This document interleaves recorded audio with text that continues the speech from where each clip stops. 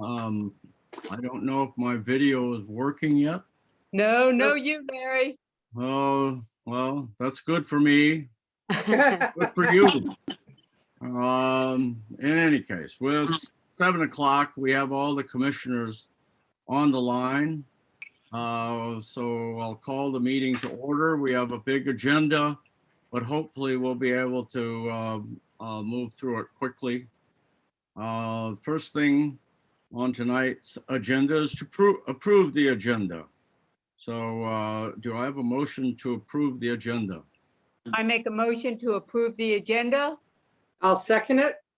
All right, anyone opposed? No one's opposed, so the agenda is approved. I do want to apologize to those who are missing the president's speech tonight, but I imagine you've put it on your record like I have. Also, you should have received the outline here in the last hour of the complete comprehensive plan that Chris provided to all of us. You should have that in your email.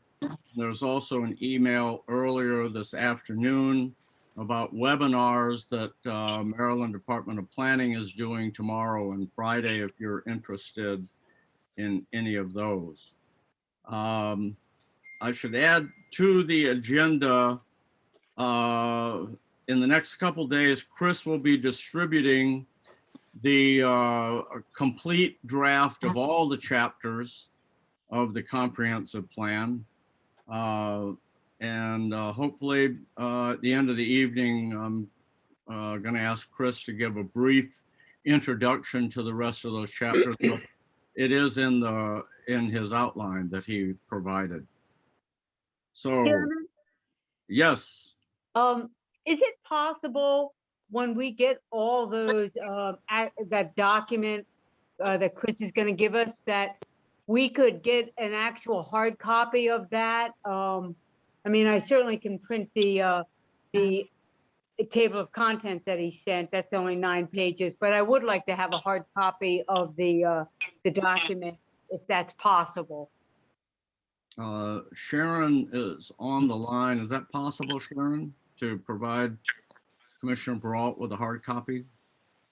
Sure, I can do that. And That'd be Can you great. hear me? if Okay. anybody else wants every- one, please contact Sharon and she'll make sure you get one. Thanks, Sharon. Thank you. Thanks, Sharon. You're welcome.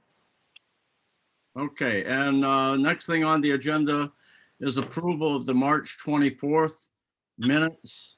Do we have a motion to approve the minutes?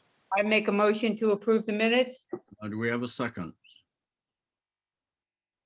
Second. And is there any discussion? Hearing no discussion, is there anyone opposed to approving the minutes from March 24th Planning and Zoning meeting? Hearing none, the minutes are approved. Next on the agenda is approval of the minutes from the April 20th Planning and Zoning work session. Do I have a motion to approve the minutes? I make a motion to approve the minutes of April 20th. And I second it. Thank you. And is there anyone, any discussion of those minutes? I have a question, Larry. I know you sent out an email about changing some language. Wasn't it in the April 20th minutes or no? Yes, it was in the April 20th minutes. As the vice chairman, Blackwelder pointed out, there's a couple confusing statements. It wasn't clear whether because they had double negatives in them, it wasn't clear what they meant. And so in the final version, which you should have received either earlier today or yesterday from Sharon, it has the corrected version of the minutes. I just want to make sure that everybody got the corrected version, that everybody was voting on the same version of the minutes. Because it was just yesterday, I think that we received it. So I wasn't sure if everybody received it or not or what. looked at it, whatever. All right, is there anything in the minutes that you're concerned about that you should be? No, I'm just making sure that that is in the latest one is the corrected version that we're voting on. There's nothing else that came out that I don't know about. I'm Yeah. sure. Okay, well, it was sent out by Sharon. Everyone should have received it. The corrections were, I think, on in the maritime, our votes on the maritime zone and the following area, and I believe the first word in those two sections is should rather than whether, to help clarify the vote. But the result was that the commission voted not to permit residential uses in the maritime zone. I'm making this up because I don't have it in front of me. And also in that other zone, which I can get to here. It was the town center zone, Larry. Yeah, Chairman Brown. yeah. Okay. Thank you. Appreciate the clarification. And I think also the vote was amended on the residential village to reflect 4-1 vote as opposed to 5-1 since the chairman did not vote. Correct. All right. If there are any other comments on the minutes from April 20th? Is there anyone opposed to approving those minutes? Hearing none, the minutes are approved, unanimous. Next thing on the agenda is public comment. We have, let's see, 13 participants tonight, not including the commissioners and the staff. Is there anyone of the public that would like to comment on tonight's agenda? Mr. Chairman, Yes. in the chairman's list of topics agreed and undecided, you indicate that items 1 through 14 of Chapter 5 were decided at the April 20th working meeting and that the results are in the minutes. Yet you've not shared the minutes with the public. How can the public give their input when you don't allow public comment at your work session and then set tonight's agenda that references votes taken at that work session? And it appears that the concept of a town center is still under consideration, despite the Planning and Zoning Commission voting to remove the concept drawing from the comprehensive plan at your last meeting. Is this project still under consideration? If so, at whose direction, given the clear vote against it at your last meeting? And one final question, if the idea of a town center is still being considered, why is the town spending time and resources to pursue this in an area that, according to your own deliberations, could be underwater in 30 years and will be underwater by the end of the century, and is not a feasible area for Harbor Vista North? Thank you. Thank you for those comments. Does anyone else have comments tonight? Yeah, my name is Wes Donovan. How's everyone doing tonight? Good. Good. So I have a couple of questions. Chairman Brown and commission members, I've talked about Reinvest Maryland on a few of these Zooms, and I've also spoken to the Economic Development Committee about Reinvest Maryland. They talk a lot about how to encourage redevelopment and revitalization from a municipality perspective and using some of the town's planning tools to achieve a desired goal. I was wondering if the commission has looked at the report from Reinvest Maryland and applied some of their ideas or used some of their case studies in developing the new comprehensive plan. That's my first question. The next three kind of all go hand in hand. Chris, I was wondering if you could educate us on a topic. Since the majority of the town sits in the IDA, and since the town is deemed a priority funded area, the town was able to use state funding to help upgrade the water and sewer treatment plant in hopes to improve the quality of the bay. That's really one of the main purposes of those two programs, that on the state level to help facilitate smart growth. I was wondering if I had that correct about the two of the main goals of the IDA in the priority funded areas. My next question is, if the new comprehensive plan downzones areas, changes land uses, or disallows the limited density we currently enjoy, could we safely say that the town has wasted the taxpayers' money when the treatment plant is underutilized? Many of the proposals in this new comprehensive plan that do the opposite to improve the quality of the bay. An example of how I find this to be true would be at Marina West. Right now, Marina West is currently a developed piece of ground which does not treat the rainwater runoff. So all of the oils, road salt, sediment, etc., all go into the creek untreated. Like everything else in life, an action plan must make sense economically. In order for the rainwater to be treated, redevelopment must occur. We are past time. Just wanted to let you know, Chairman. Okay, I just have one more sentence to read. So case in point, see the resort development plan.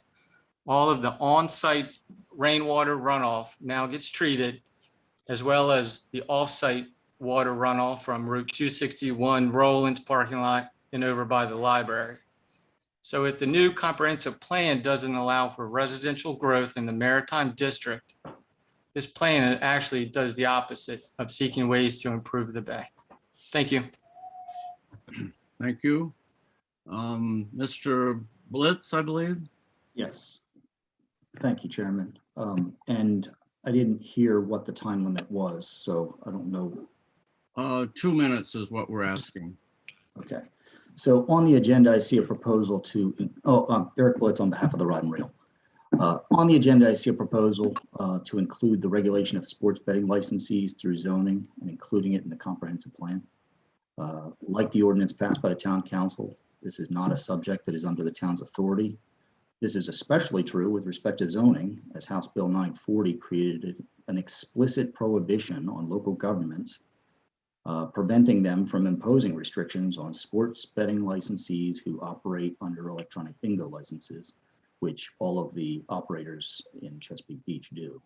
The commission should not include within its comprehensive plan something that is illegal under Maryland law. I will read the pertinent section of HB 940. It's section 9-1E-03D, subsection 2. The use of a facility for sports wagering is not required to be submitted to or approved by any county or municipal zoning board authority or the unit if the facility is properly zoned and operating as of the effective date of this act for the following activities. And they list 3, one of which is operation of electronic bingos or electronic tip jar machines. I also want to briefly comment on the wholesale changes to the Marina District that upend all the prior comprehensive plans and the treatment of those properties that were adopted at your work session, which I'll point out did not allow for public comment. Residential multifamily housing has been planned for in that Marina District since its inception of zoning in Chesapeake Beach since 1972. For many years, it was referred to as the Marine Commercial High Density District. When the town took over the Marina property and then sold it to Fishing Creek Landings Corp., that transaction was predicated on proposals for the development of the property for multifamily and some commercial projects. The Planning and Zoning Commission approved those plans, and every single comprehensive plan since then has called for the development of those parcels with multifamily units. The town and county made substantial investments in the community center, the recreation fields and tot lots, all that would be in close proximity to that housing, sidewalk plans, parking, and water sewer mains that were actually put in to serve these properties, and even sold water and sewer taps to the owners predicated on those plans. This has all been pointed out to you numerous times, so it's clear that you're not adverse to throwing out all that investment and now considering downzoning the properties so that they're developed not at their highest and best use, but at their current use or worse. This is the very heart of the town where the most intense development is encouraged by every smart growth element of planning in Maryland law since smart growth inception in the mid-90s. I believe I probably hit my time limit, so if I haven't, I'll continue. But Yes, time, please. okay, I didn't want to stretch that. Thanks. Thank you, Mr. Blitz. Mr. Giangilio.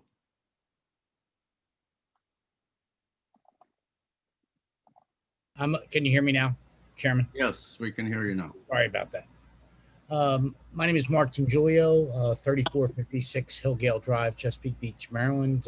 I'm respectfully resubmitting my resume for consideration for the vacant position on the Chesapeake Beach's Planning and Zoning Commission. For the past 4 years, I've served as the Chief Operating Officer of the Rod and Reel Resort. A significant part of my job involves the overall planning and phasing of the resort's enhancement project and the integration of the project with the town. I have become very familiar with the town's planning and zoning process and feel that I could bring an objective, business-minded approach to the current board. Prior to my relocation to Chesapeake Beach, I served as a planning board member for 5 years for the city of Summit, New Jersey, where I was involved in the master plan reexamination. Additionally, I have relevant experience on the development side, having worked with banks, investors, architects, engineers, city officials, and owners as the facilitator of projects from their inception. This would provide valuable insight to the board as they evaluate applications. I'm confident that I could be of assistance in working on this board. Thank you. Thank you, Mr. Giangilio. I don't see any other hands up. Is there anyone else? Chairman, if I may, I forgot to say who I was. Bob Carpenter, 8051 Windward Key Drive in Chesapeake Beach. Thank you, Mr. Carpenter. All right, moving ahead to item number 6 on our agenda. I had asked that the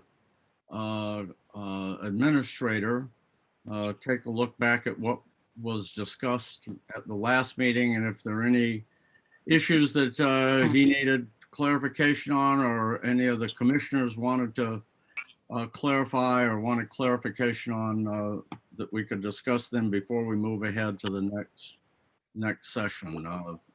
Mr. Jakubiak. Yeah, thank you. So there will be a need to substantially revise the draft land use section in response to the deliberations and decisions last time. In answer to the question about the town center, the Planning Commission did clearly say that the town center as a concept that would allow mixed use, behind where the town hall is now and behind Traders, that will no longer be a town center, and instead would be perhaps more of a recreational center. So the idea of it being a mixed use area with housing and commercial is no longer a viable part of this plan.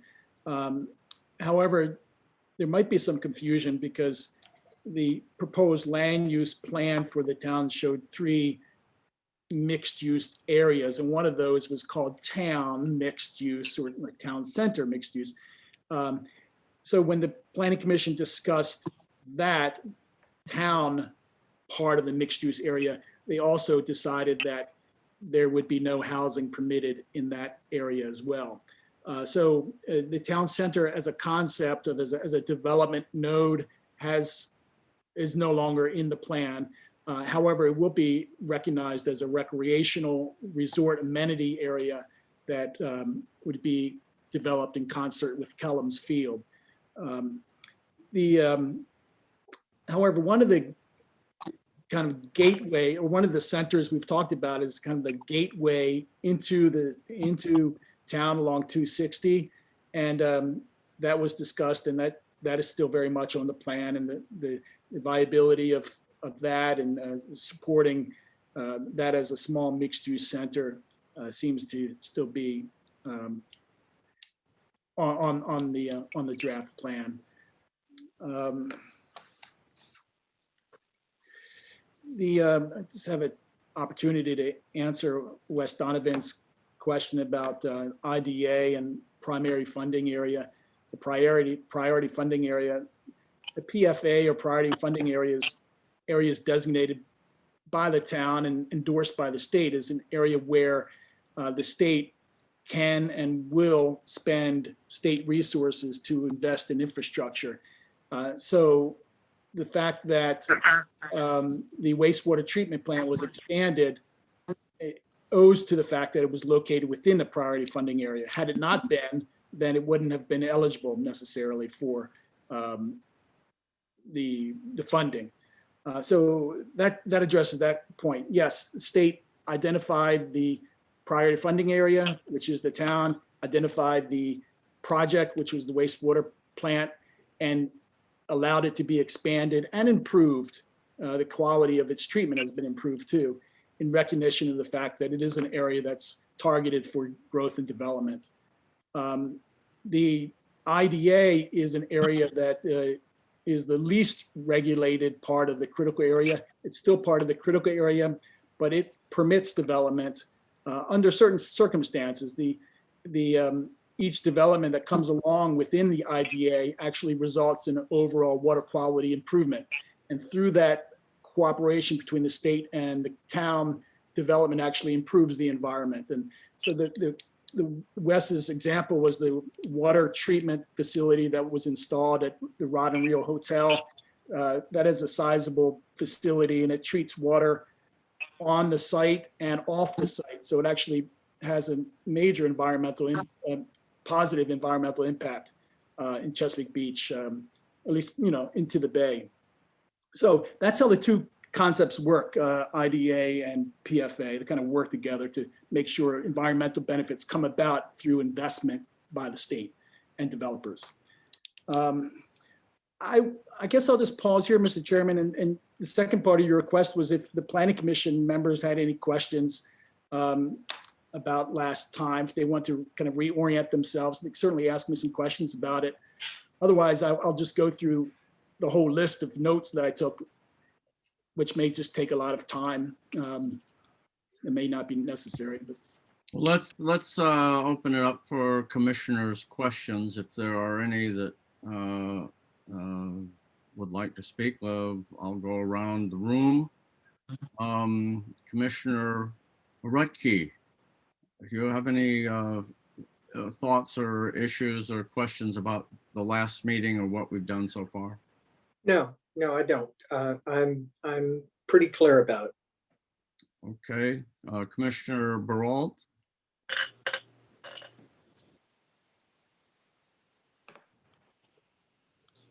We don't hear you, Kathleen. Okay, Commissioner Greengold. I have a question, Chris, about the gateway, the town gateway area, I guess we're calling it, where you're coming down 260. Originally, way back, I guess now a couple years, you were talking about making part of that area commercial, leaving some of it residential. Do you remember that, Chris? Yes. Okay, are we changing that to make that all commercial now, or are we still keeping some part of it commercial, some not? Or how's that working now? Okay, good question.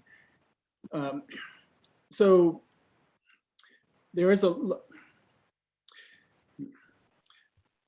are properties along 260 that are zoned commercial now.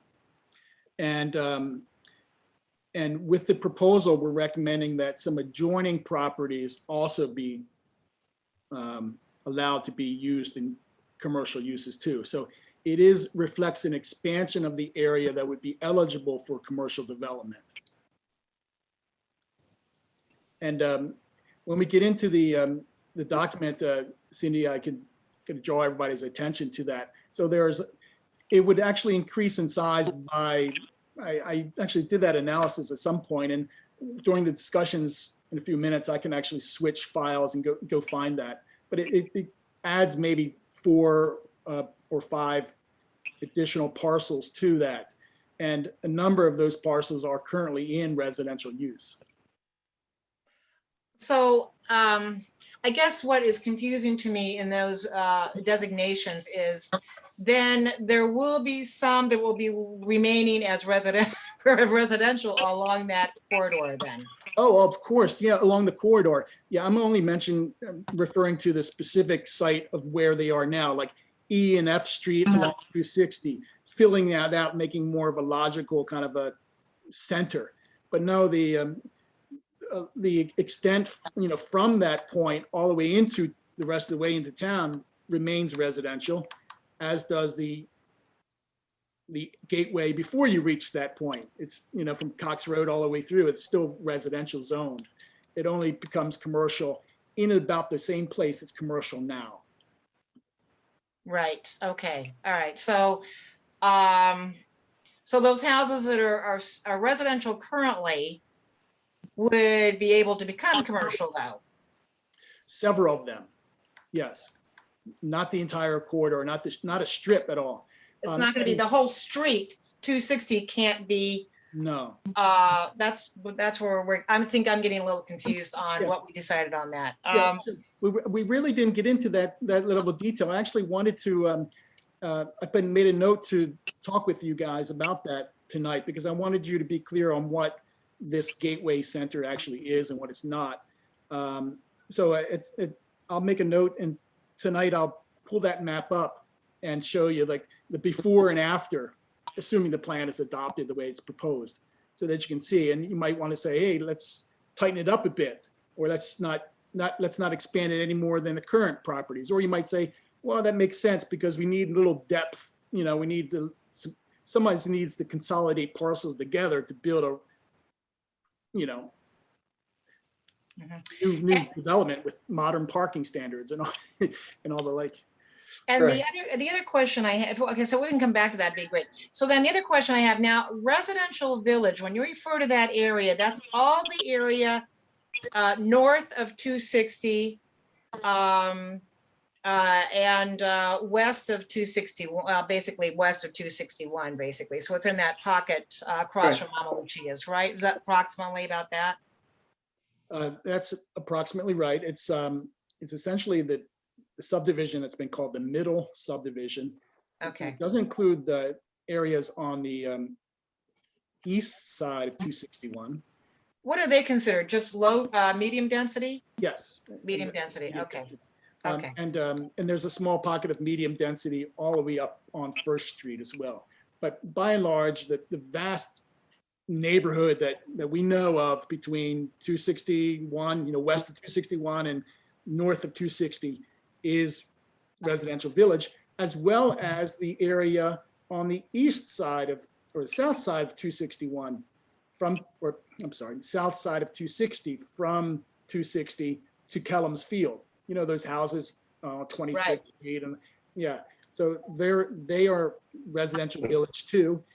And the last place that is zoned residential village is the space between Maryland 260 and Cox Road. That kind of a narrow piece of land between those two highways or two roadways is residential village. And all of these areas would be potentially able to have the multifamily housing that you're referring to. Well, all those areas now can have multifamily housing. They can have multifamily housing in form of, apartment type of buildings. Although you have to consolidate a lot of ground to make that a possibility. But they can also have a small townhouse type of project. So if you can, there's a small townhouse project on Maryland or on Cox Road. Right. Yeah, Right. so that's possible. If you had enough ground, you could do that. And then the other one that we were specifically talking about at the last meeting was kind of this notion of duplexes or triplexes, that type of thing. That's allowed within the residential village district as well. In all In the residential village, that's actually the subject of the next item on the agenda, and which follows with a number of issues on the list. So, Okay, but thank you, Chris. That's what thank you. We'll continue that then. Thank you. okay, and Commissioner Blackwelder. I think we kind of talked about what I was concerned about. What I would like to see is just the map and the boundaries of that Gateway Center. And then I would like to break the residential village down into separate residential villages, because as I understand it, all the residential villages, which is essentially a large portion of our town, can all do the same thing. So Cox Road can have commercial. All the other areas can have commercial interspersed. And then we want commercial on some, but we don't on others. We might want a certain density on some, but not on others. So what I'd like to do is break them down. But I would like to also see them on the map and kind of define their boundaries so we know what we're deciding. And I also want to verify, we talked about a single unit in the mixed use zone in the Gateway Center is what I thought we were talking about, a single unit, not a multi-use large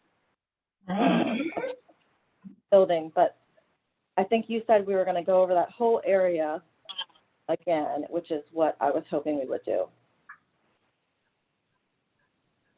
That's right. And you know, we weren't talking about apartment complexes there or townhouses there. Remember, we said that those things could be allowed now, and that the proposal is to restrict it so that the only use that would be allowed, the only residential use that would be allowed would be apartments above businesses.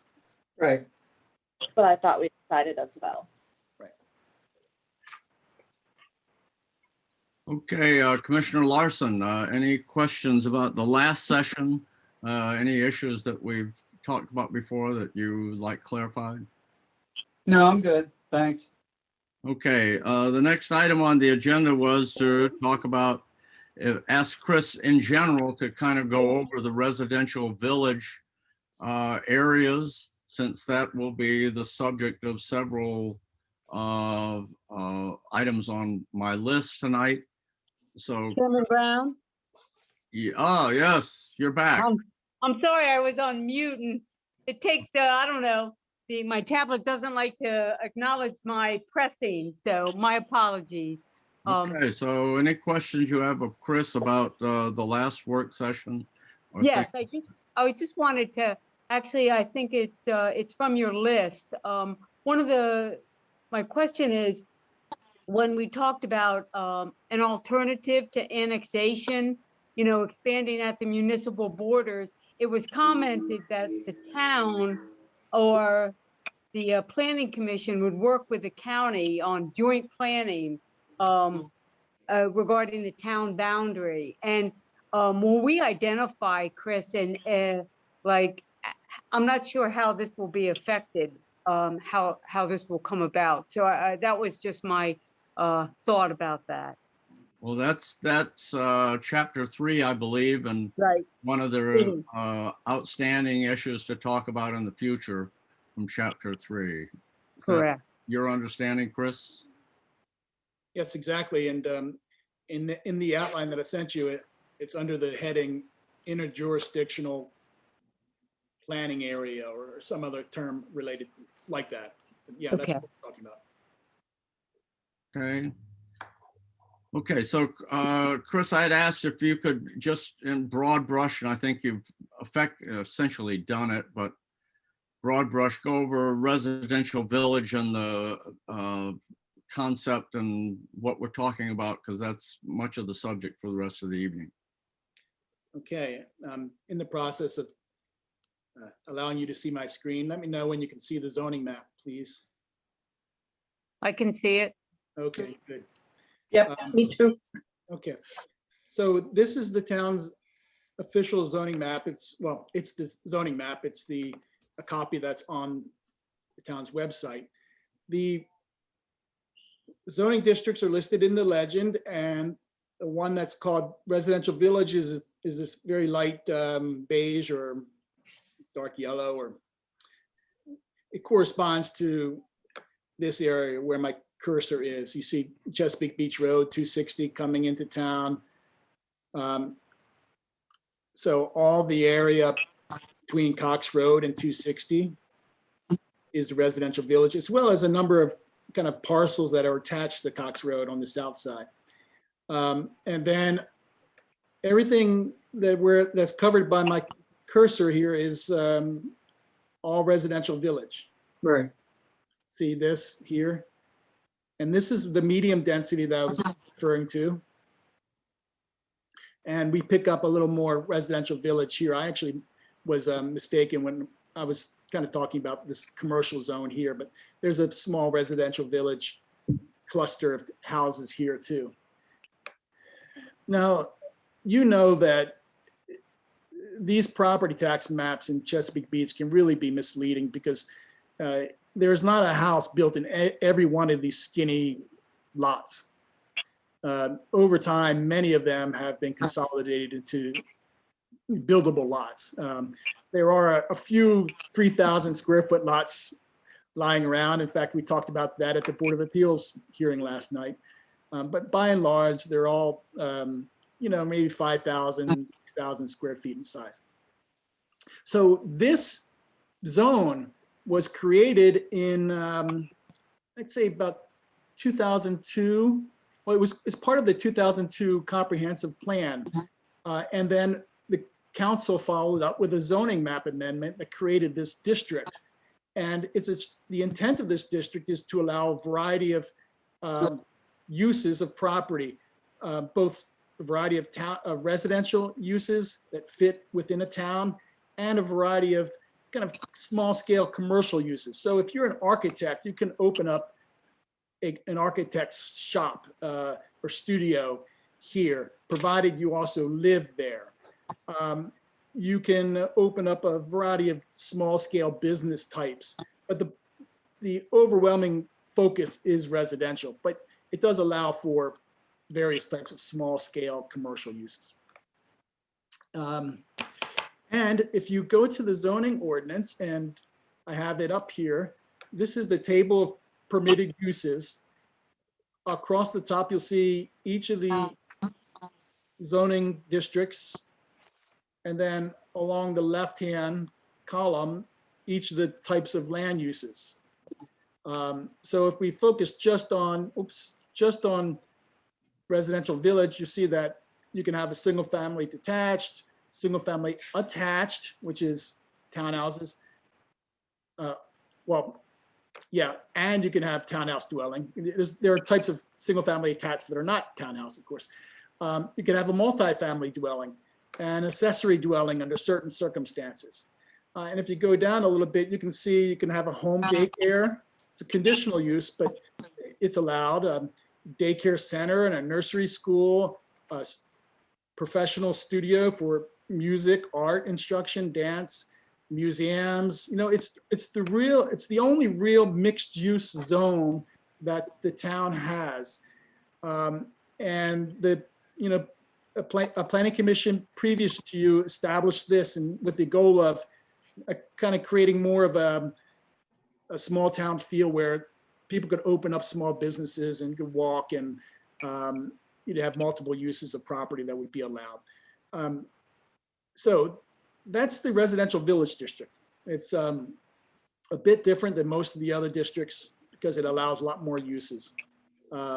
However, there are certain standards that have to be met in terms of the lot size and the dimension, how much land you have to have in order for you to have another dwelling unit on your property. And those standards have in effect made it difficult for people to build a duplex, for instance, or certainly to do a multifamily project. I mean, in order to do a multifamily project, you'd have to consolidate a lot of ground. If we go to this table, just bear with me, this is important. And this is, I think I discussed this in the housing chapter too. So minimum lot size, 6,000 square feet. Average minimum lot area per dwelling unit, 5,000. So in order to have a duplex, everybody, you need 10,000 square feet, which for that neighborhood is a big lot. And so you could easily hide a duplex on a 10,000 square foot lot and no one would know. And in other words, the town entered into this mixed use idea very gingerly with this. I mean, it could have said, just like the high density zone, all you would need is 2,500 square feet for that separate, the extra unit. Now, if you're doing a multifamily project, obviously you need to start consolidating a lot of ground in order to get the dwelling units you need, at 1 unit per 5,000 square feet. Excuse me, Chris. Yes. So it says average minimum lot area, which isn't the word required. So are you telling me that that is required? Yeah, yes, it's required. You'd have to have 1,500 square feet to have 3 units or 10,000 to have 2. Okay. Why does it say average? What does average add to that? It implies that you don't have to have each unit on its own 5,000 square foot plot of ground. You can have a house and it can be divided into 2. So it's just sort of an averaged over the total square footage of the property. Okay. You don't need to subdivide a lot into 3 5,000 square feet lots in order to get 3 houses. You can, if you had a 15,000 square foot lot, you can just have a house with 3 units in it. That's what the average is meant to convey. Okay. So Chris, if I understand what you're saying, then some of the concern about having multifamily duplex, triplex, or what have you in the residential village was that it would overwhelm the lots that it's on. But what you're saying is with these minimums, first of all, I don't know how many lots have 6,000 square feet. That's a lot of square feet for that area. I'm sure there are several of them, but not many. So there wouldn't be many opportunities to do that. And if they did it, it would be on enough land that it would not look inappropriate. Yes, that's right. In fact, there are many single family houses built on very small lots that are much bigger than any duplex unit would ever be. Right. And you would need 10,000 square feet to do a duplex. So, I have over the years, as the town's zoning administrator, had to explain this to applicants, and their attempts to, have another unit in their building weren't fruitful because of this standard. So it's a nod towards mixed use, but it's not a jump in the swimming pool yet. Could somebody, Jan, I know you were a real estate agent, or Chris, give me a reference point of what 5,000, 10,000 square feet is in terms of acres? Sure. Let me just quickly do a little calculation for you. Yeah, an acre is 43,560 square feet. So 5,000 would be, what's that, 1/8? Yeah, well, you can get 8.7 units per acre is what 5,000 square foot lots would yield. But yeah, it's 43,560 square feet in an acre. So a 10,000 square foot lot is a quarter of an acre. Is that what you're saying? Yeah, close enough. Yeah. Okay. Not quite. I'm going to have to get a charger. I'm so sorry, guys. I'll be right back. Bye. I'll be right back. Okay. Let's see. Any other questions for Chris before we proceed on to item number 15 on my list? So Chris, on this then, I think we were talking about parking. were you talking about trying to change the parking requirement, or was that that's in the housing, isn't it? I'm kind of mixing up. Yeah, that's in the housing issues. We're talking about the parking, right, Chris? Oh, well, yeah, I mean, that's a good point. They're kind of related, of course, and I hope we don't get too far into the weeds, because there'll be plenty of time to craft the right type of zoning ordinance that the town might want to do. And we're in no position yet to really do the analysis that I would make sure you had at hand before you make a zoning decision. But yes, having to meet the parking requirements does create an obstacle for building that, that granny flat for your in-law to live in your house with you, because you need to have 2 more parking spaces on your lot. It is not on the street, it's on your lot. So, these are obstacles to doing, to supplying different housing types, or housing that could be more affordable. That's what I was referring to, Cindy. Thank you. Yeah.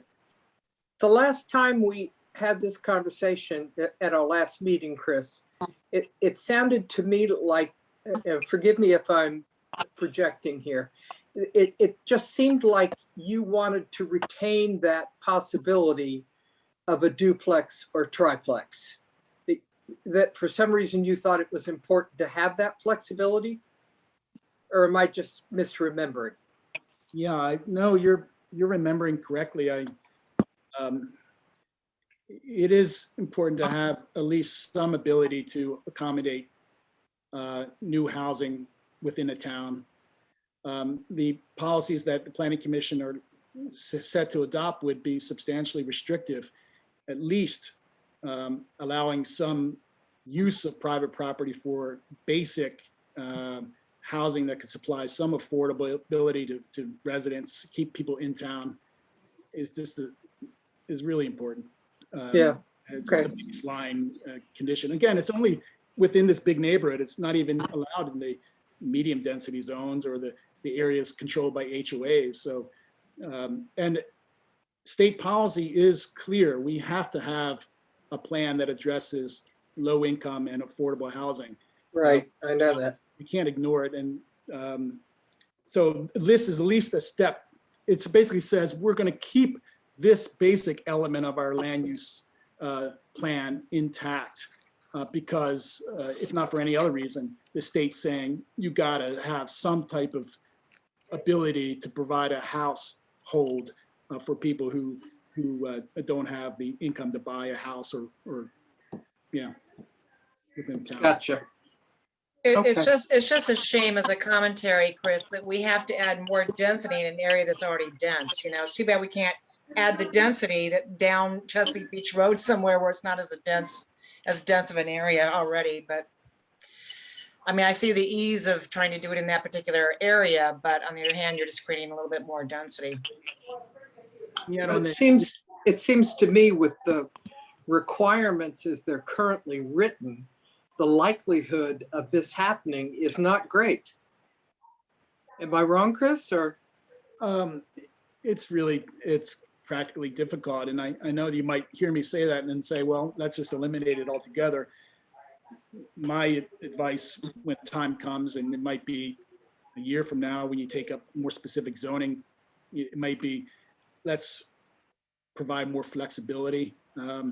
Let's kind of keep seniors living in a town. We have to respond to a new world in terms of housing. And right now our code's not flexible enough in my view. And many jurisdictions are dealing with the same issue. It's not just me, fighting some battle. I'm just want to make sure the town is prepared for the long term and for the needs of its residents, especially since new housing is not really being contemplated right now under the plan.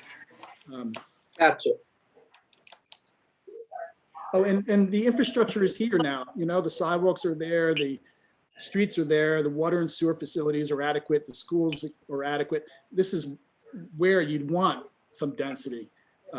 And certainly you don't want to overpopulate it or put a huge burden on it. But Cindy, this marginal increase in allowable density is in fact quite marginal. And if we did an analysis, you'd probably see that there are not many lots that could actually develop, take advantage of this, flexibility, the way things are. Just because it's built out already and most of the lots are relatively small.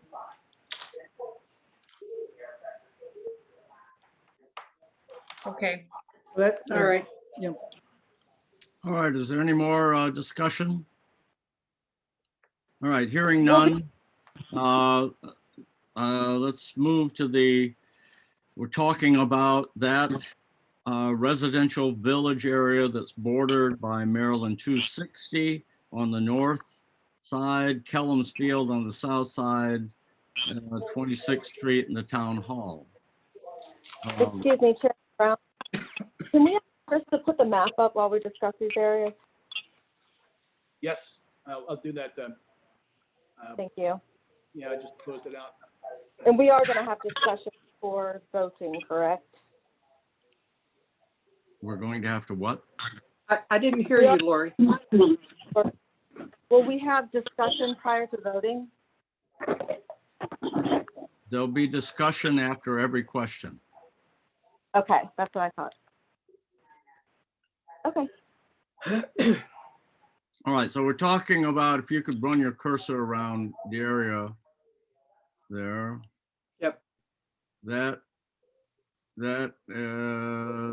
south of 260 and north of Kellum's Field and 26th Street. Okay, then you're referring to this, Yes. just this area here. Okay. We're talking about that area, and the question is whether or should additional new multifamily housing types be allowed in that area?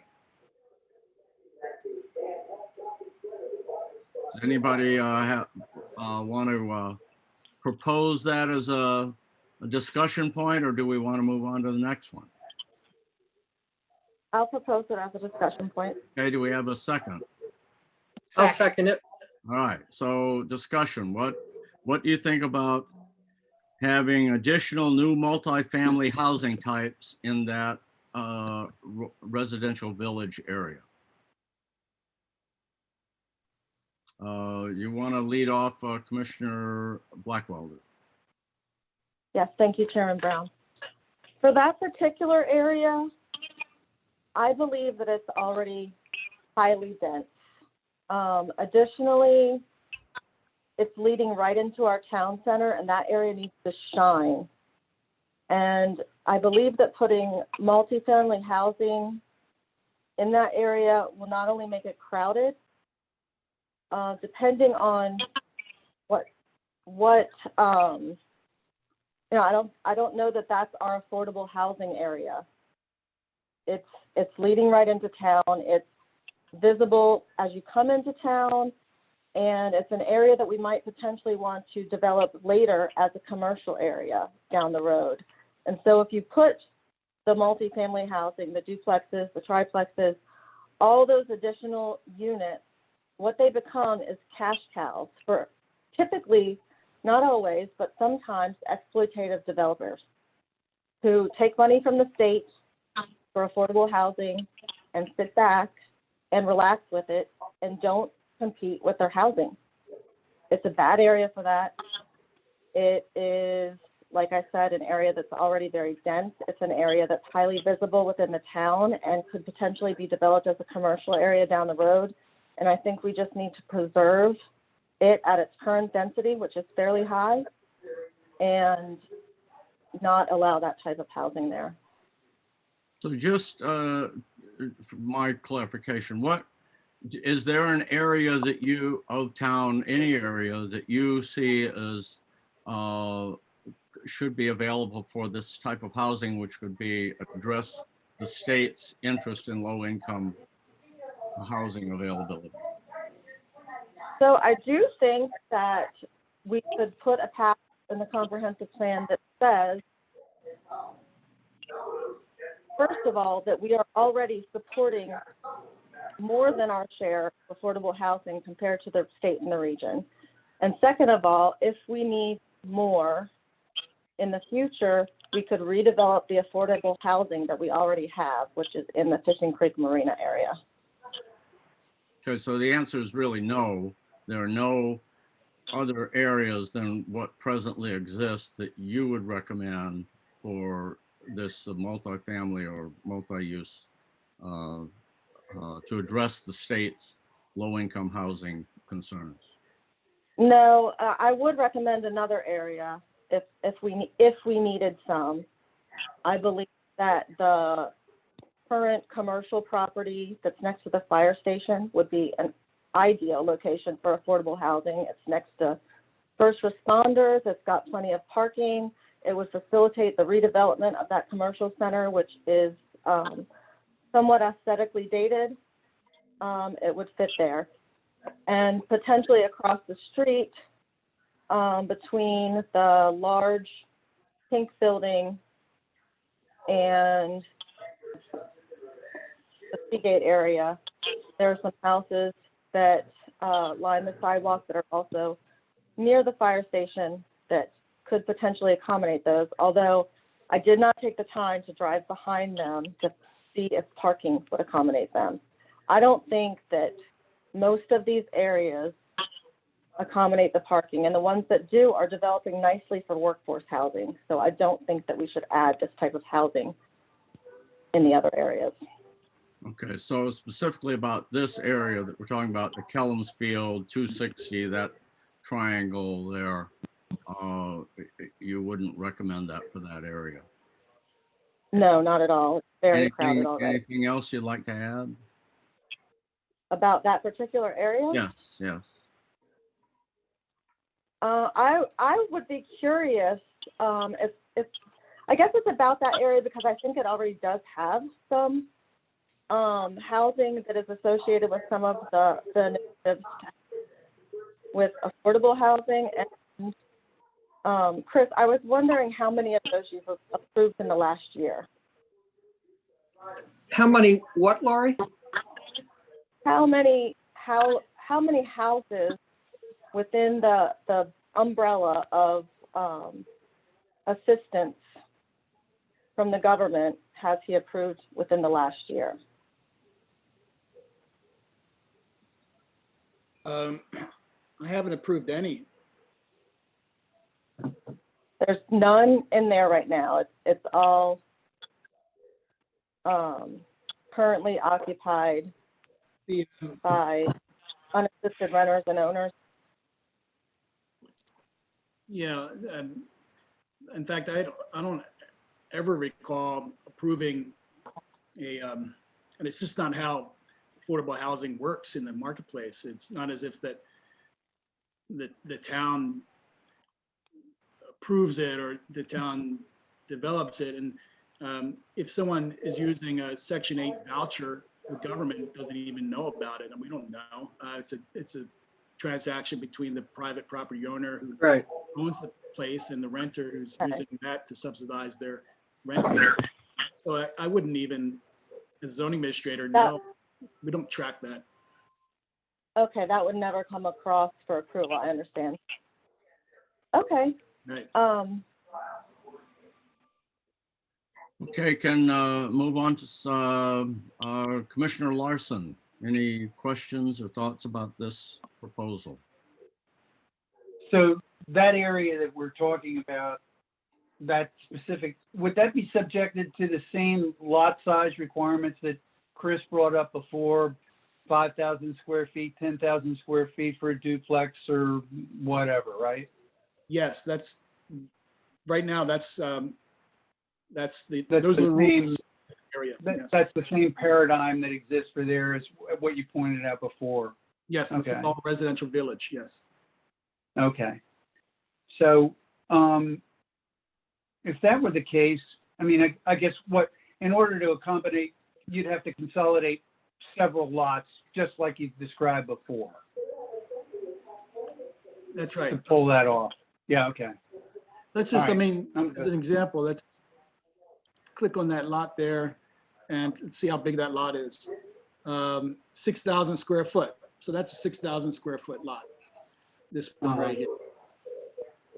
Actually, It's a combination. If that's 3,000, it's in combination with this. So the two of them, the one with the shed on it, in combination, that's a total of 6,000 square feet. So they can only do one single family house. I'm sorry, what, Chris? You could only do one single family house on these two lots in combination. Right, right, right. Okay.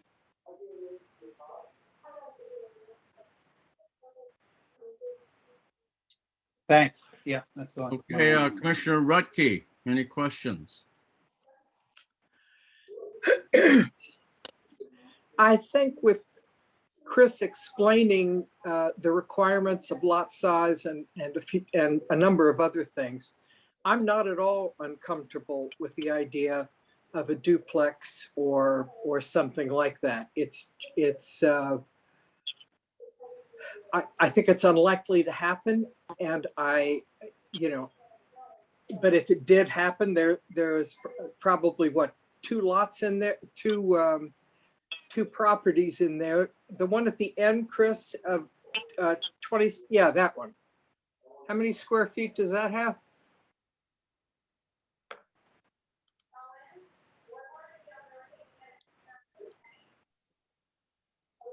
So it says lots 26 and 27 right there. Yep. And 7,500 square feet, which makes me think that this one, so it's actually these two, 26 and 27. This one that I mentioned before is probably all three of them. I guess sometimes these states data is not correct. Right, but Anyway, when you it's saying that it's 7,500 square feet. Let's see. Yeah, so this whole thing is 7,500 square feet. did anyone notice how tight it seems with only single-family houses back there? And single-family house cars back there? Did anybody pay attention to that? You mean in that particular area? I drove all over the place. Right, and you think that the house and the cars associated would fit? I'm saying I think it's unlikely that anybody would have the criteria necessary to build one. I'm saying that Then the why- likelihood, because they Why need would I don't want to get an Right. argument going between two commissioners. If we can focus on, make your comments, and then each commissioner will get to have their comments, and then we'll decide. Okay, I'm done. Thank you. Absolutely. Thank you, Lynn. Okay, Commissioner Brault. Just so I'm clear, so if we develop or approve this along Chesapeake Beach Road, the area that those lots are blank that I just saw, that would be the only opportunity along 260, or we would have to go to another location. Like, I mean, is that correct? I mean, conceivably, yeah, I mean, that's essentially correct. You'd have to have, again, you'd have to have 10,000 square foot in order to have a house plus an adjoining duplex on the same lot. And Well, meeting that standard is quite, practically speaking, quite difficult. right, because the roads behind off of 260, behind those houses, it's very finite space. I mean, for parking alone, I mean, it's just, you know, for somebody who lives on the alley, myself, yeah, it doesn't lend itself. So I would not be inclined to further intensify that area with building. Again, you wouldn't be doing that if you kept things the way they were, because, you know, even if you needed to, even if you wanted to build like like this townhouse project that's here, that exists today. I mean, town residents live here. If you wanted to replicate that, look how much land you'd have to buy. You'd have to buy half the block in order to do those 1, 2, 3, 4, 5, 6, 7 townhouses. No, those townhouses are over back behind Traders, right? They're the green townhouses. Yeah, that you see over the parking lot up on the hill. The 7, yeah. Okay. But I mean, even over there, I don't know, it just kind of looks like it dropped from outer space in that area. It doesn't really seem to, I don't know, blend well with that neighborhood. I mean, I understand it's important to have, you know, a variety, a diversity of housing, but I don't know that necessarily the location off of 260 is the optimum. I mean, I like over by the firehouse, but that area.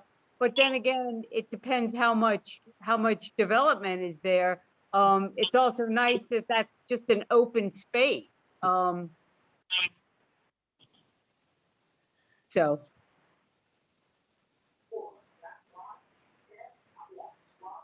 Okay, Commissioner Greengold, any comments? Well, so Chris, I guess my question is, you're wanting us to keep it as it is, increase it, or, I mean, I'm trying to figure out what you're asking for us to do. It seems like already they can put a duplex in if somebody comes along and buys up 2 or 3 properties, probably 3 properties, right? Well, They can already do that. The question is broken down into 2 parts. One is whether new multifamily housing types can be allowed. And the second part, which we'll deal with next, is whether duplex, triplex, quadruplex types would be permitted. But they're already permitted, right, Chris? That's what I'm understanding. They're already permitted. So you can do a multifamily project in this area now. I mean, if the lay of the land were right, and you could consolidate parcels, just like at some point a developer did building these townhouses. And just like up here on Cox Road, this little Cassidy Court, this is zoned residential. It's one of the nicest little communities in town, tucked away there around the trees. I interact with these folks quite a bit, and when they're building decks and making investments in their property and stuff. So it's you know, but you can see the lot size is pretty big. I mean, this parcel of ground placed down here, you need to consolidate a lot of lots. You know, you'd be buying like this.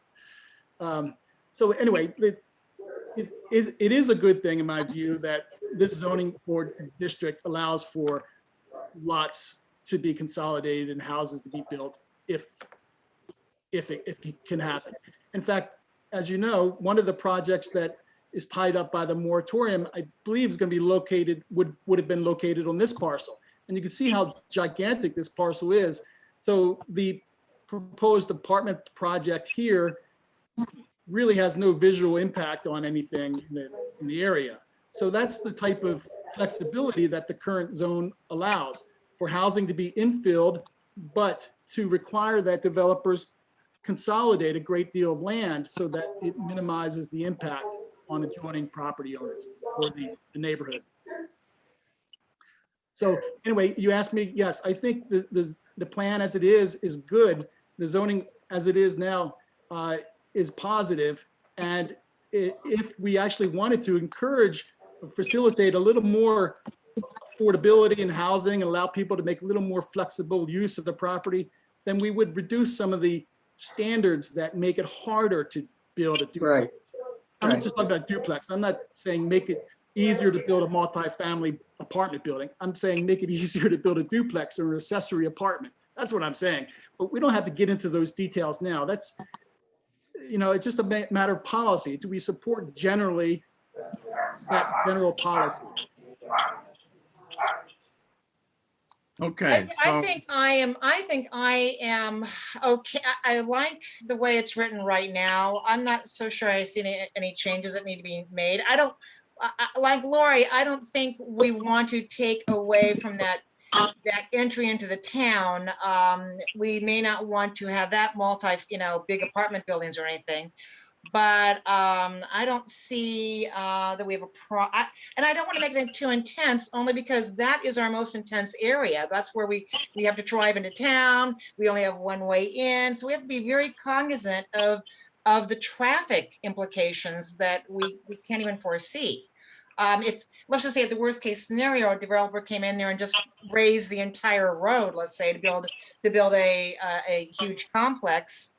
Could I see that happening? Yes, I've seen it happen. So it's possible that somebody could do that when the right real estate climate came through here. That happens all the time where they come in and offer money to each one of those residences. So can it happen? Yes. And the way the things are going, it very might likely happen while we're in this discussion. Actually, it's going to go so quickly. But anyway, going back to it, Chris, I would probably keep it as it is, keep the wording as it is right now. That's where I'm at. Okay, so the discussion has floated around to not only multifamily, but also duplex, triplex, and multiplex units. And I think basically, as Commissioner Greengold has described it, the question is really whether we want to leave the description for residential village the same as it is now, which would, as I understand it, and Chris, you correct me, it would allow new multifamily housing types, and it would allow duplex, multiplex, triplex housing types. Is that correct? Yes, yes, it would. And again, under the same condition, the limitations that are imposed by the current code. And just as a caveat, as a matter of policy, you would have new design standards too that you don't have now. And that's something that the commission seems to have a strong consensus about. Yeah, we had a consensus about that at the last meeting. So it would be if the question is whether we leave the description the way it is and the things that are allowed now, subject to any other provisions like design codes, or do we change it and restrict it to more restrictive types of housing, and what would they be? Can we separate the zones from that zone and then the one up more on Cox Road into a different zone? Can we do that? Well, it is in the Well, question. no, I'm talking about, this is all residential village. I'm just saying maybe this area right here by the main inroad into town would be a little bit less intense than maybe up on Cox Road where that development wants to go in with the multifamily housing. How would you describe less intense? Well, basically where you could allow for duplexes, but once you get above duplexes and triplexes, then you're allowing a lot more intensity. But I wouldn't go beyond a triplex for that area myself. I just think there is an open-ended question when you just say multifamily and you go duplex, triplex, quadplex, and then multiplex. I mean, you have to really be specific. To duplex, triplex, stop it at that. You don't want to get it too intense. I could allow that up on Cox Road where that current project is in plans. But this area down here, I think because we want to have it so that we can have parking down there, we want to have more commercial area. I'm just concerned about overwhelming us with, too many multifamily dwellings down in that area. So I see Lori's point very clearly, that could be a problem, an intense area that we want to leave open for the commercial zone. That's how I see that area, more commercial. Right now, it's open to multifamily housing types, quadruplexes, etc. So I would say keep it. Wait. The question I'm sorry. Whether we want to leave it with the current description that allows that or not. We need a binary question here. I would personally keep it at a duplex, triplex, and keep it at just those two. We need something we can vote on here. So do we want to leave it the same, or do we want to amend it with further restrictions? I will move to, I'm sorry. Did somebody else want to make a motion? Lori, did you want to make a motion on that? Yes, I move to amend to include further restrictions. Okay, so we have a motion, amendment to our motion that we want to amend the current restrictions amend the current zoning with additional restrictions in that area. in that area south of 260, north of Kellums Field, 26th Street. Do we want to leave it the same, or do we want to add further restrictions? A vote, yes. I will second that. Okay, a vote yes means leave it the same. A vote no means we want to add additional restrictions to the zoning in that area. Everybody understand the question? Okay, so let me go around the room. Commissioner Blackwelder, how do you vote? No. Okay, Commissioner Greengold, I'm sorry, I'm confused. I thought yes meant to have more restrictions. Am I confused on yes the? means you leave it the way it is. No means we add restrictions. That's the way you voted, wasn't it? I think Lori voted opposing her own. And we have more restrictions is no. No equals more restrictions. Okay, that's, I think, the opposite of what Chairman Brown just said. No is more restrictions and you amended for more restrictions, and yes is leave it as it's currently described. Okay, then I'll vote no as well. Okay, Commissioner Brault. I vote no. Okay, Commissioner Larson. Yes. Okay, yes, and Commissioner Rutke.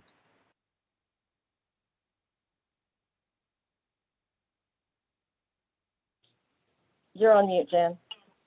You're on mute, Jan. Pat, you're on mute.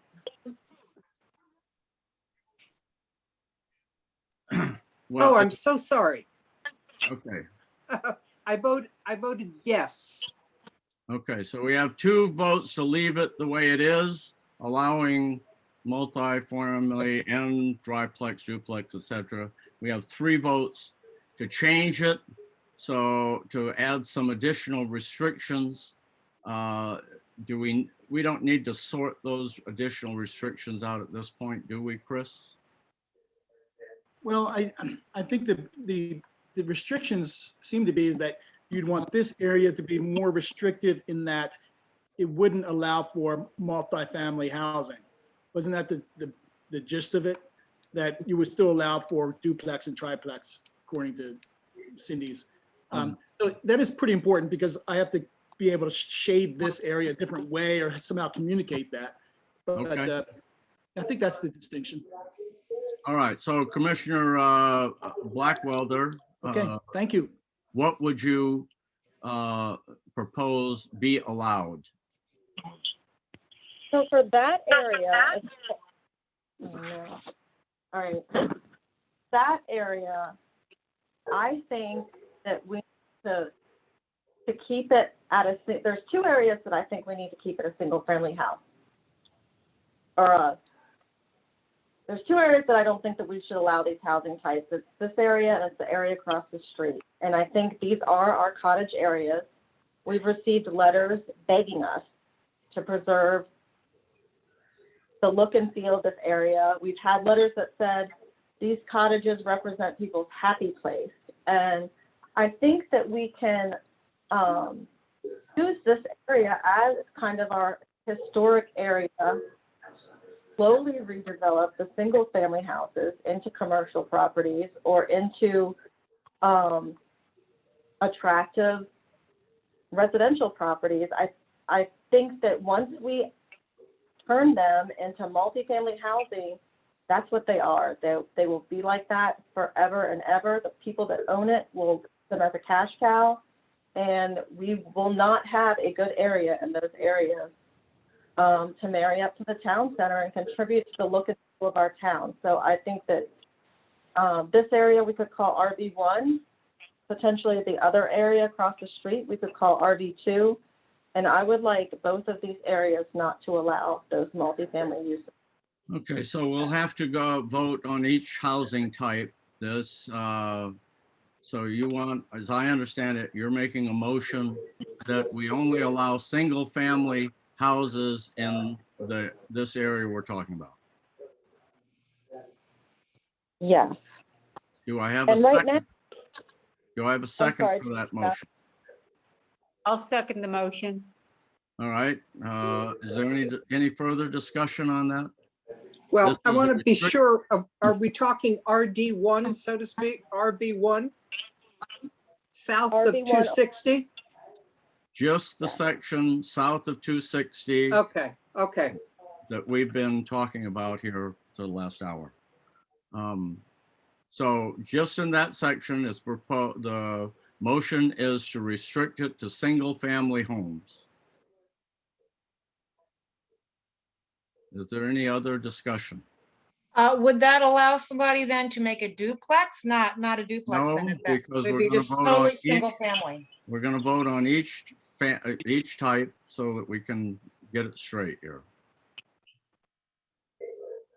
All right, hearing no other discussion, I'll go around the room. All in favor of restricting it to single-family types in this area? Commissioner Blackwelder, In favor. yes. Commissioner Larson, No. okay, Commissioner Rutke, No, Commissioner Baralt, Yes, and Commissioner Greengold. Yes. Okay, the vote is, as I read it, is 3-2, restricting that area to single-family homes with no multifamily options. Okay. Moving on to the area on the north side of Route 260. Basically, it's the same issues. Do we want to allow multifamily homes, including duplexes, multiplexes, etc., or do we want to, or do we want to restrict it further than it is right now? Because all of those are allowed. Is that correct, Chris? Yes, they are. Okay, so the question is, are we going to further restrict housing types in that area beyond what it is right now?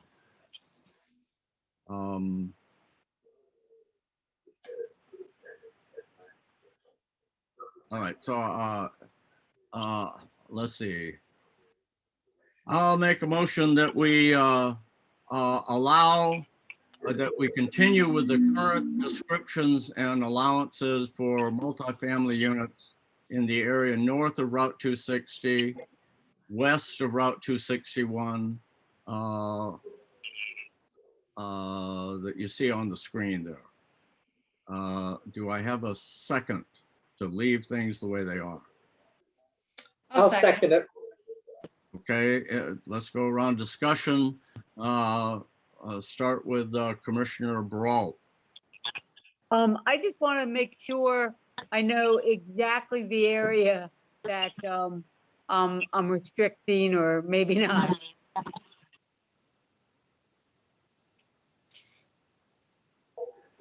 Well, Chris, could you describe it as you understand it, because you're writing it, so need to make sure you describe it. Yeah, I'm just wanted to pull up the zoning map Okay, thank you. just to show you clearly. But I'm trying to locate that. Here we are.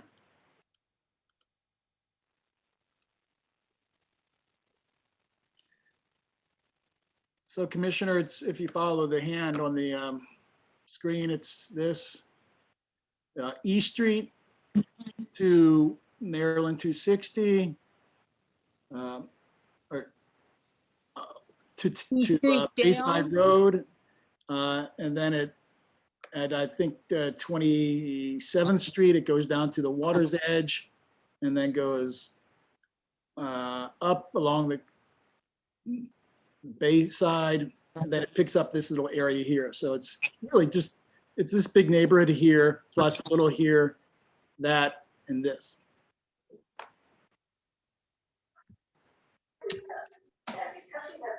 All right, so any other comments, Commissioner Barral? No. Okay, Nothing Commissioner further. Rutke. No questions, no. Okay, Commissioner Larson, No. Commissioner Greengold, No questions. and Commissioner Blackwelder. I'd like to make a motion to confine this area to only the area west of 261 and north of 260. That's what it is. Oh, That's, yeah, that is what we're talking about. So we're not talking about this area by Mama Lucia's or across the street from the firehouse or, okay, that's going to be separate sometimes. And we're not talking about any of these areas up here past the marsh. We're just talking about this one square. Is that right?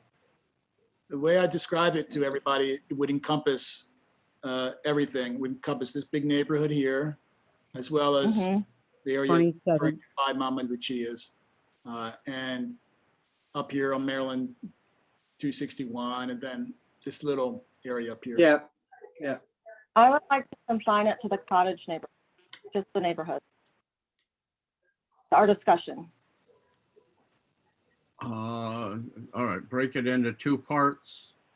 The part you're describing, south of the marsh, north of 260, west of 261, and east of East Street, I guess that is. And then we'll deal with the second part in another discussion. Is that what you're proposing? Yes, I'm proposing that, I'm not sure where East Street is. All right, so that's your amendment. I don't understand. And you have any discussion you want to make about the area we're talking about, which is west of 261, south of the marsh, east of East Street, and north of 260. Chairman Brown, could you point out East Street? It's right here, Lori. You East- can see the end. Okay, yeah, and west of 261. Here's 261. Yeah, so it looks like a square that, it looks like a kite.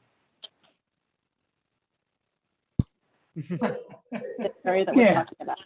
Yeah, okay. May I leave with discussion?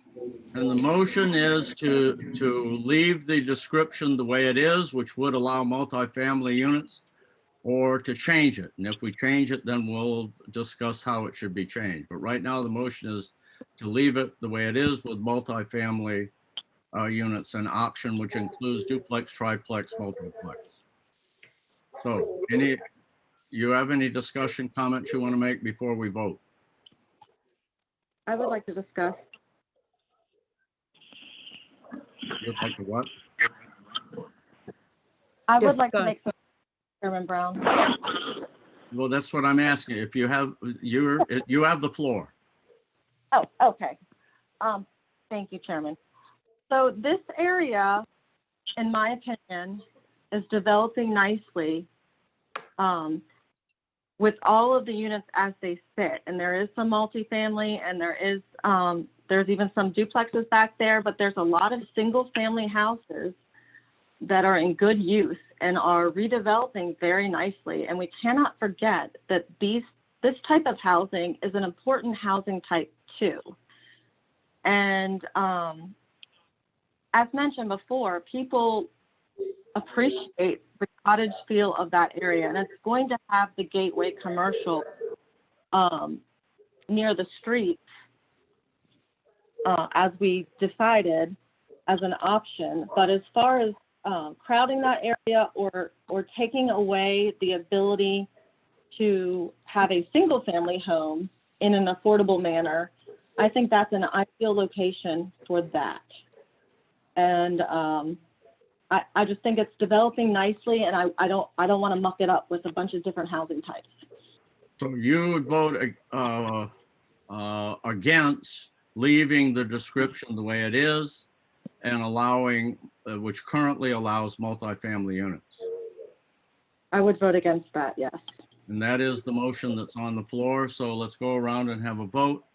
Commissioner Blackwelder, the issue is whether we leave the description which allows multifamily units in that area, or we change the description and add other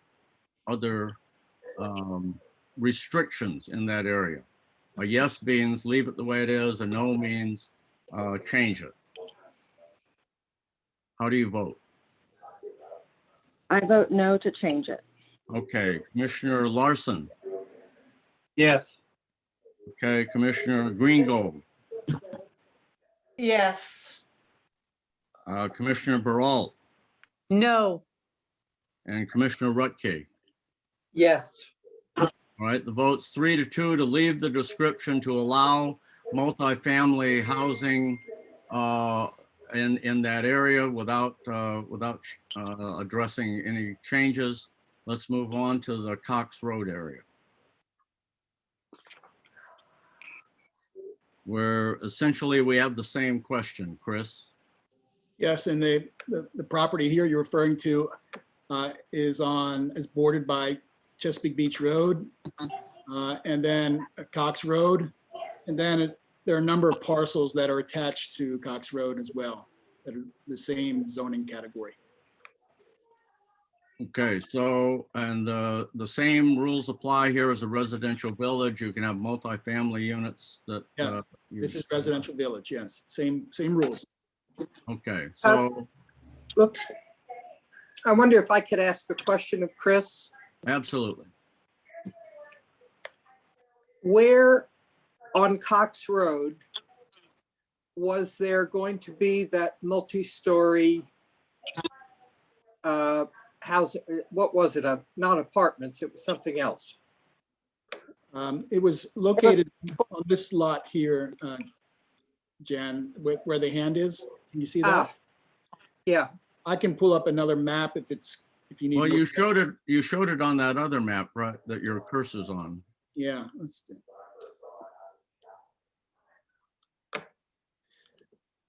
Let me just make sure this is the right one.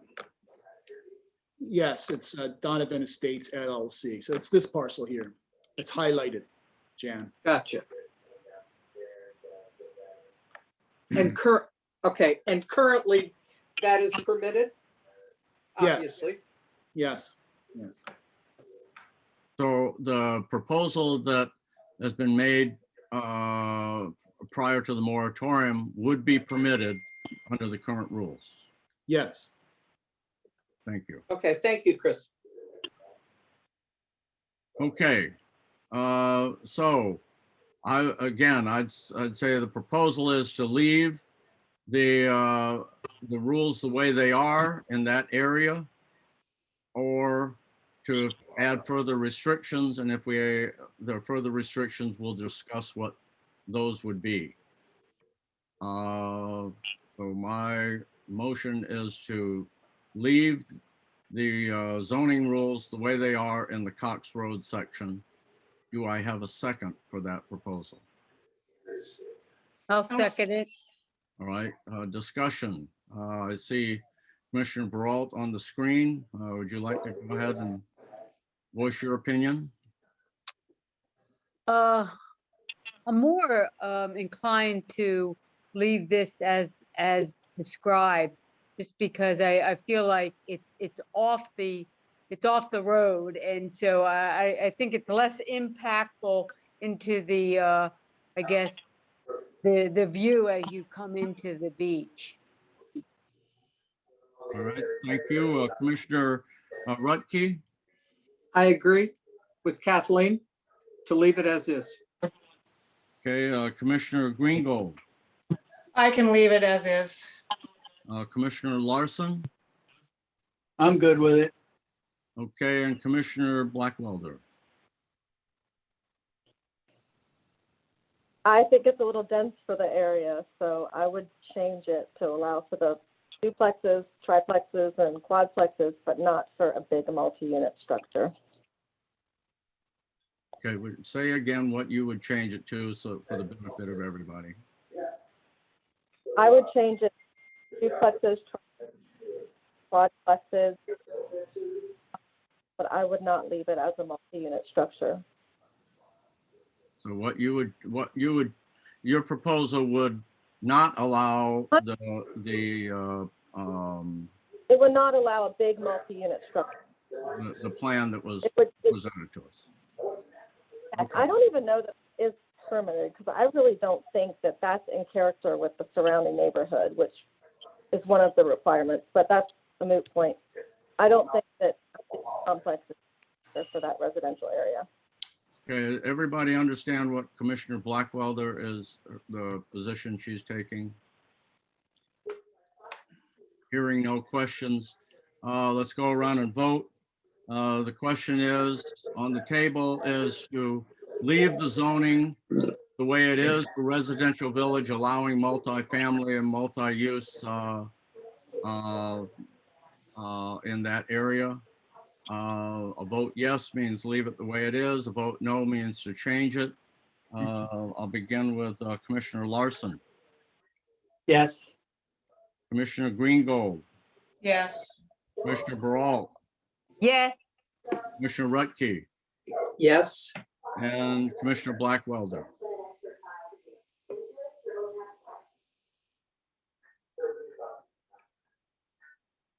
Commissioner Blackwelder. Sorry, my vote wasn't. Yeah, I think I heard you say no. Okay, we divided the previous section into two areas. We never dealt with that area along the waterfront by the fire station and the area north of the swamp. So I'll put the proposal on the table to leave it the way that it's currently zoned, or to add further restrictions. Do I have a second for that motion? second. Okay, the motion on the table is to leave those areas zoned according to the residential village restrictions currently have. Commissioner Blackwelder, you want to comment on that?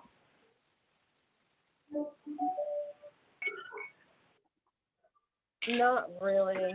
Okay. I don't even know how those could develop in that way.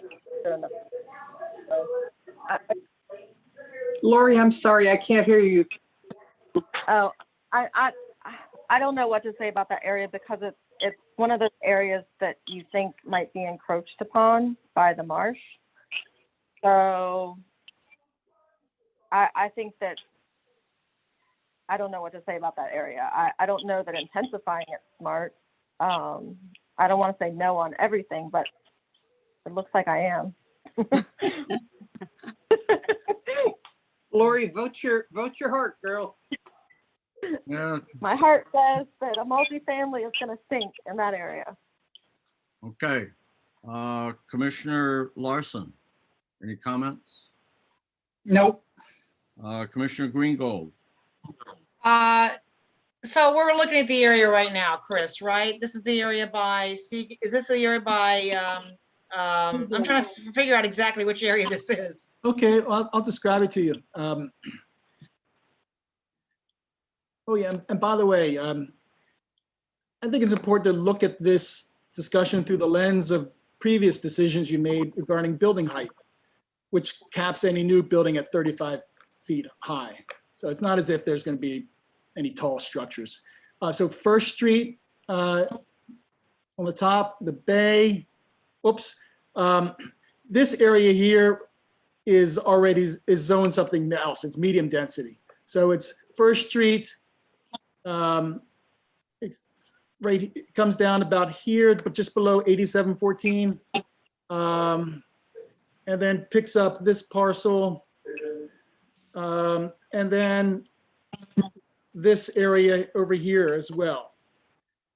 So I'm going to turn to the zoning map because that's the definitive description. Again, this is the area that's medium density. And just as you pass the last house, it's village. it picks up Seagate, which is already developed, you know, and then there's a, goodness, Mama Lucia's, then help me with that other townhouse development project that's here. Oh, Bayview, Baycrest. Baycrest. And then that little box there is Mama Lucia's, if you're interested. And then this area up here that's contained within this red polygon. That's what we're talking. Okay, so that's the area that I thought we were talking about just now, only that area. And I don't know that, I mean, this area is also zoned residential village now. The Horizons on the Bay is a non-conforming use in this zone. You know, after that was built, the town adopted this residential village, so it would presumably prevent any more buildings of that magnitude. So anyway, so it includes this area as well, which is mostly, as you can tell, mostly made up of a swamp and open water, and then a big parking lot next to the building. So this is not going to be impacted by any decision you make. Can we have discussion? Would you say that again? Chairman Brown, can we have a minute of discussion? That's what we're doing. Did I already take my turn? Because I thought we were talking about different areas. All right, so we'll start again. Go ahead and state your case. Okay, so originally when we just were talking, I thought we were talking about just the area above the marsh on the west side beyond the properties. My general comment is these residential villages are not the same. And so all the density that we might allow in one area, we might not allow in the other. And I would like to make a motion for us to, on the zoning map, when we do the comprehensive plan, to identify them as being different areas. Can I make that motion first?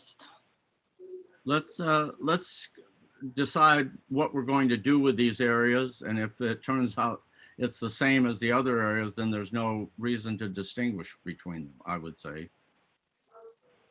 Okay, but it's okay. So I'll just continue my discussion and say it's not normal to zone this amount of area as residential village, allowing all the same things. If you did pull up different comprehensive plans, if you pulled up comprehensive plans for towns that you know, including North Beach, they don't do this.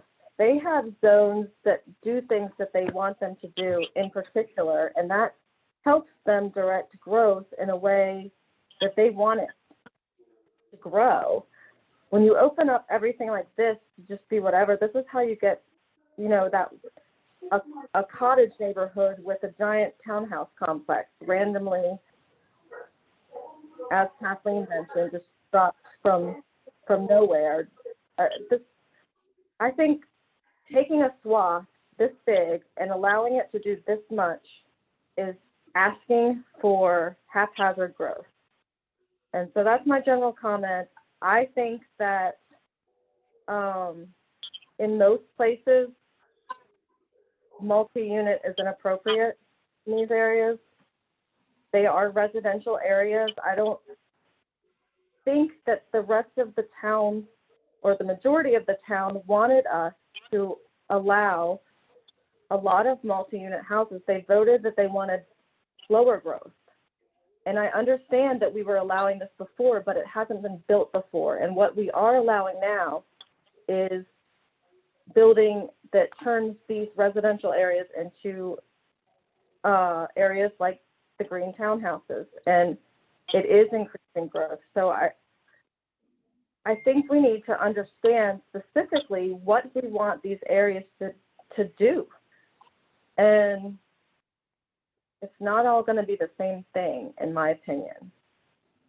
So that's my stump, and I'll just you can record me as a no if we're going to include multi-unit in each of these areas that we've discussed, because I think that's it. So if that's the question at hand, I'll try to butt out of the argument.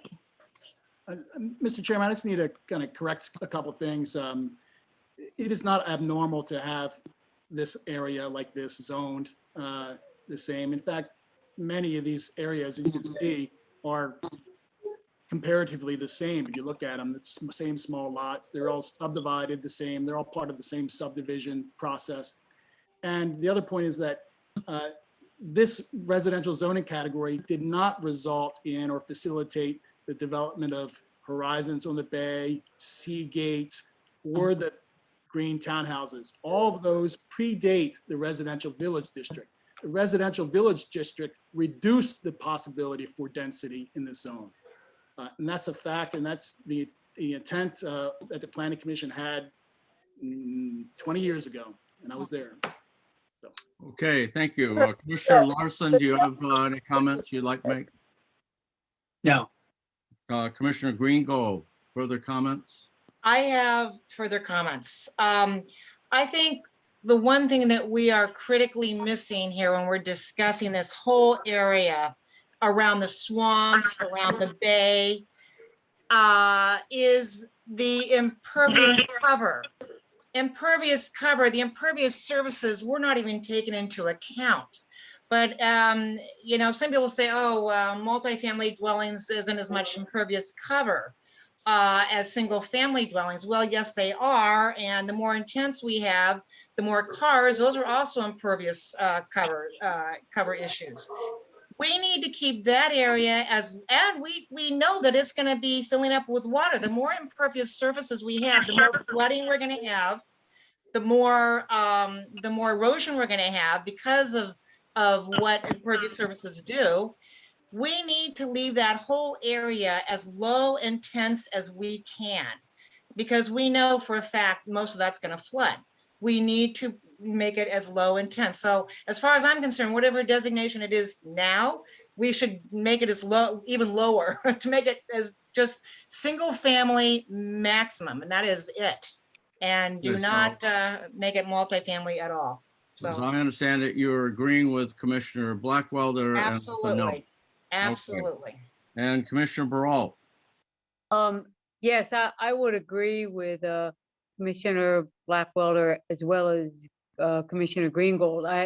I still am troubled by, I mean, Seagate still regularly floods, and I don't know that, you know, having any further, you know, other than a single family residence there is just, I really think that actually there should be no building. I mean, there's a swamp and Seagate floods. So, I mean, you know, I think duly noted for anybody who would come, you know, I think they're going to have quite the reality check, you know, a month after they've been there, and then there's the flooding. So I do think this is not the area. I think that it should remain, it should be more restrictive and not have the further duplexes and the triplexes. Okay, thank you. Commissioner Rutke. Well, first of all, I don't think we should be making decisions based on whether something is going to flood or not. I mean, I thought we're making decisions based on what is. We don't know the flooding situation, and we can project it to some degree, but you know. Jan, it currently floods at this juncture. It already 3 weeks floods. ago. I know that. All right. One at a time, please. Any other comments, Commissioner Rutke? I have a question of Chris.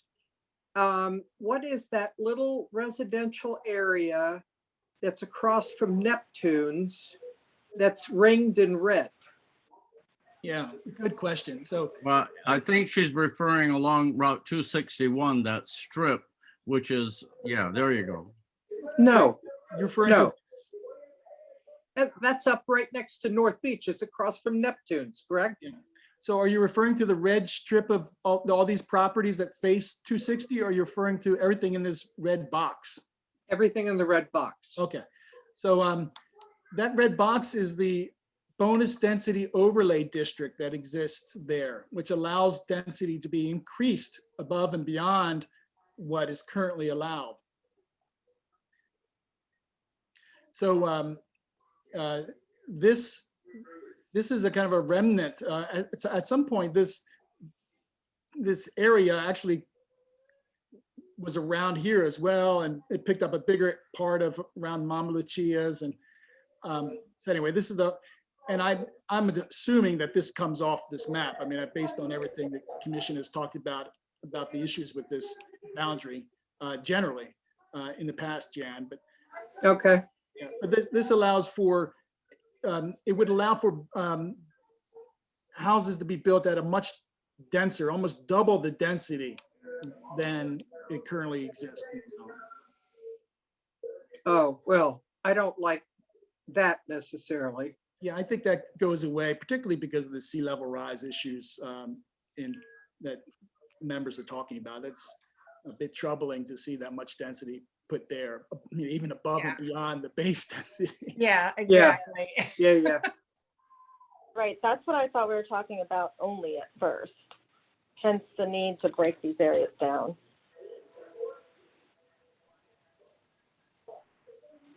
Okay, so the question is whether to leave it the way it is under residential village description or to change it. And going around the room, Commissioner Rutke, Leave it. Commissioner Larson.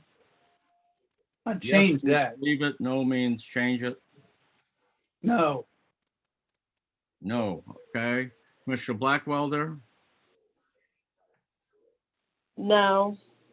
Commissioner Greengold, No. Commissioner Baralt. No. All right, vote is 4-1. We change it. Questions, proposals, what should we change these areas to? Commissioner Greengold. Single family. Okay, so are you saying, okay, It single. would be, what would that be? It would be low density, Chris. What would that be? Chris? Hello, Chris. It would probably be, what would that be if you were just gonna call it single family? It would be just considered what? Not low density. What would it be called? Could you call it low density?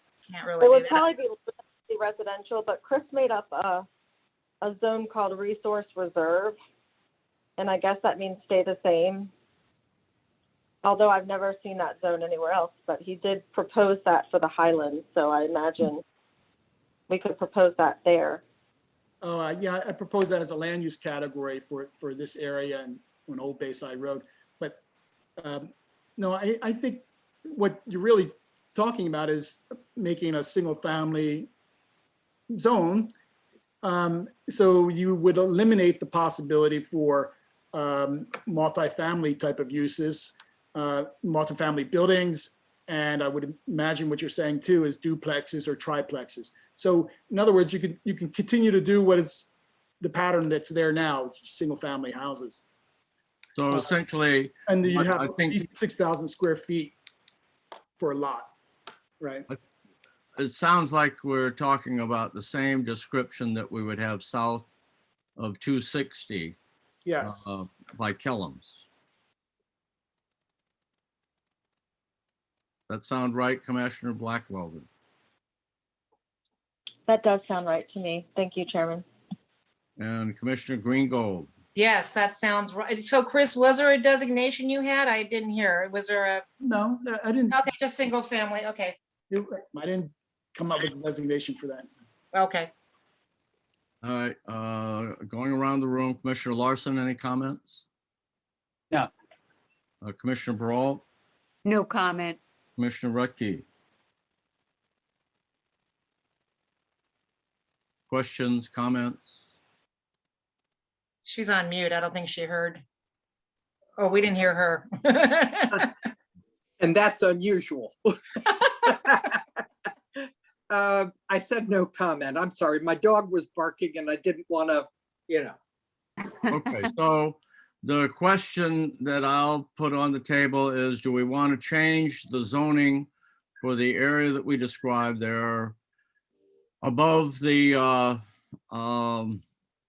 low-lying area in green on the map, over along the waterfront that was residential village, and to change that to single family, similar to the same description as what we would have south of Route 260 and Kellum's Field, the town offices, and 26th Street, I guess it is. Is there any confusion about the proposal? Yes. Jan, remember how we treated this area by on south side of the 260? Basically, you can do single family, but you can't do a duplex or triplex or consolidate a bunch of parcels to build an apartment building. So it's just single family. And Okay. So this area where my hand is on now, and this area, well, all this area from the high density all the way up would be treated the same way as this, single family. Got it. Thank you. Okay, vote yes means treat it as single family, the same as the south of Route 260 that we voted on. A vote no means we'll look for something else to describe it. So Commissioner Blackwelder, yes for single family, or no, something else? Yes, single family. Commissioner Larson, Yes. Commissioner Greengold, Yes. Commissioner Baralt, Yes, Commissioner Rutke. Absolutely. Okay, so we have 5 yeses. So that will be similar to the zoning south of Route 260 there. Okay, we are all the way up to number 21 on my list. It's 9 o'clock. I've always said that if the commissioners need to close up at 9 o'clock, we'll do that. So I will make a motion to adjourn at 9. I would like to give Chris a few words before we adjourn, if that's what you choose to do. Do I have a second to adjourn at 9, or shall we continue? Second. All in favor, Commissioner Blackwelder? I'm in favor if other people are in favor and are tired, yes. Larson? Favor? Greengold? No. Baralt? no. Rutke? Yes. All right, we have 3 in favor of adjourning. Our next meeting will be on May 11th. And then the one after that is on May 26th. So it's a Tuesday, May 11th, or Wednesday, May 26th. Chris, you said that you will have to publish the rest of the comprehensive plan, so the commissioners will be able to have it and review, and it'll also be on the town website. So did you want to say any words about that? Some guidance on reading it, whatever? Yeah, so it's done. But I think what I would suggest doing is sending it to you without chapter 5, because I have to rewrite the entirety of chapter 5 and remove the exhibits and change the mapping to reflect the concerns that your decisions. So it'll all be there. I can post it, Larry, on the website probably tomorrow, some point afternoon, I guess, when I get back into the office. It's a big file, so I'll have to get it to Sharon. She'll make copies of what she said, and I guess you can hand deliver or mail them to you or ask you to stop by the town hall. But we'll post it on the website too, so everybody can see it. And the last thing I'd say is that moving forward with the other chapters, I think we can go through them at a more global level without getting in too far into the weeds, because these are broad policies. You know, do we want to make sure our community facilities are adequate or not? You know, do we want to make sure that we have a transportation system that's adequate and serves the town? And so you'll read the chapter, you'll see, and I hope that we can keep it at a comprehensive plan level. And it's really imperative that we do, because we have a very tight timeline if we're going to deliver something to the town council in time for them to act on that moratorium. So hopefully we can get through the remaining work sessions. And, you know, I'm not suggesting we move too quickly to overlook anything, but you'll have it plenty of time. We can jump right into it and move those. This is always the most difficult chapter of every comprehensive plan. So we're almost there with it. Very good. Okay, thank you, Chris. Look forward to seeing that. And the public will have access to it on the town website. For the commissioners, you have issues that you'd like to put on the list so that we can address them as in some sort of sequence. Please send them to me as you read through the housing chapter and the subsequent chapters. Before we close, we have public comment. So I'd like to open it up for any public comment that the public would like to share with us. So, Hi, Chairman Brown, it's Wes Donovan. I have one comment. Whoever has their TV going in the background, do you mind turning that down or muting, please? The whole meeting, we could hear. Yeah, it's true. It was kind of driving me crazy, but anyway, and I'm sure I'm not the only one there. So just to clarify, where Stennett's Place was proposed and the site plan application was submitted before the moratorium, that 2 parcels now will only allow for a single family home if the town council approves the comprehensive plan. Am I understanding that correct? I get, maybe the question is, they said single family housing, and those Okay. projects that you're referring to, were they a multifamily or single family townhouses? It was 11 townhomes. Are they on their separate lots, separate fee simple lots, like a typical? I think if that's the case, then I it's up to the planning commission, I guess. There's a nuance here, but it was, I think it was a single family attached townhouse development, Wes, although I didn't review it in detail. I would just like to know. Doesn't have to be right now, but I would like clarification on that, if possible. It's right next to townhomes. There's 1, 2, 3, 4 multifamily developments already in that area that the commission was talking about changing to single family houses. So I would just wanted clarification, because the way the conversation went, it was unclear to me. That's all. And thank you guys for your time. Appreciate being on here with you guys. thank you, Mr. Donovan. Is there any other public comment? Okay, thank you very much. The meeting's adjourned, and we'll see you on May 11th. Thank you. Okay, good night. Good night, all. All right. Good night, all. Good night.